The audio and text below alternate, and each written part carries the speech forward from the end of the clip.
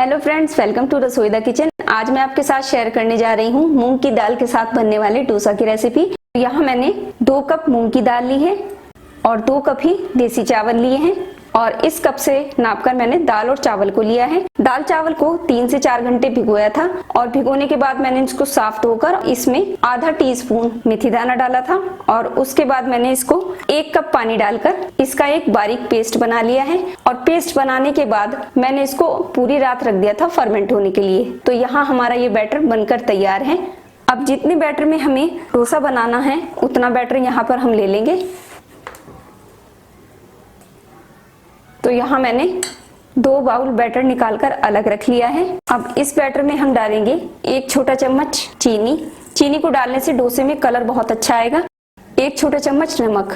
नमक आप अपने टेस्ट के हिसाब से ऐड कर सकते हैं और इसको हम अच्छे से मिक्स कर लेंगे। तो बैटर अभी यहाँ पर थोड़ा गाढ़ा है। अब इसमें हम थोड़ा सा पानी ऐड कर लेंगे। इसको हम अच्छे से मिक्स कर लेंगे। तो बैटर हमारा यहाँ पर तैयार है डोसा बनाने के लिए। और देखिए इस तरह का ये बैटर होना चाहिए जब हम इसको बनाएं। तो अब इसको हम साइड पे रखेंगे और अब हम करेंगे तवा गरम। तो डोसा बनाने के लिए यहाँ मैं नॉन स्टिक पैन का यूज कर रही हूँ। इस पे हम हल्का सा तेल डाल लेंगे, 1 से 2 ड्रॉप, और इसको हम टिश्यू पेपर से अच्छे से साफ कर लेंगे। और जब आप डोसा का बैटर डालें तो तवा हमारा अच्छे से गर्म होना चाहिए।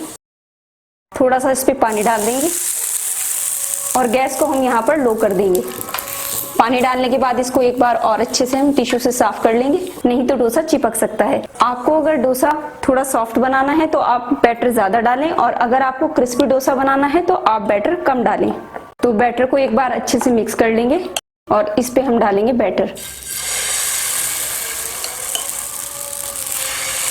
और इसको स्पून की हेल्प से ऐसे बाहर की साइड हम ऐसे फैलाते जाएंगे। और जितना बड़ा आपको डोसा बनाना है उतना बैटर आप डालकर फैला लें और बहुत आसानी के साथ ही फैल जाता है। और अब इसको हम अच्छे से ऊपर से सूखने देंगे। जब तक ये सूखेगा नहीं तब तक हम इस पे ऑयल नहीं डालेंगे।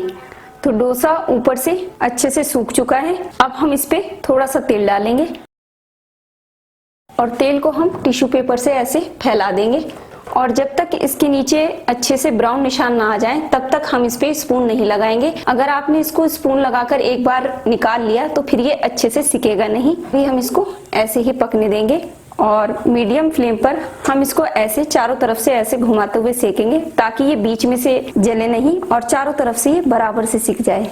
और जब ये सिक कर तैयार हो जाएगा तो इसके किनारे खुद ही निकल आएंगे। तो इसको हम ऐसे घुमाते हुए सेक लेंगे। तो देखिए इस पे अच्छे से ब्राउन निशान आ चुके हैं। अब हम स्पून की हेल्प से हल्के हल्के इसको निकाल लेंगे। तो देखिए कितनी आसानी से निकल आया है। और आप चाहें तो इसको दूसरी तरफ से भी सेक सकते हैं। और देखिए कितना जबरदस्त इसका कलर आया है।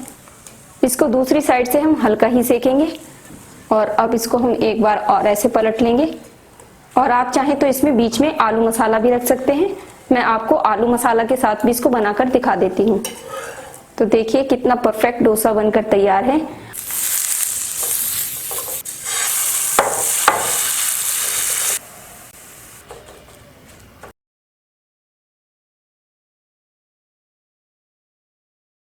देखिए हमारा दूसरा डोसा भी बनकर तैयार है और कितना परफेक्ट डोसा बनकर यहाँ पर तैयार हुआ है।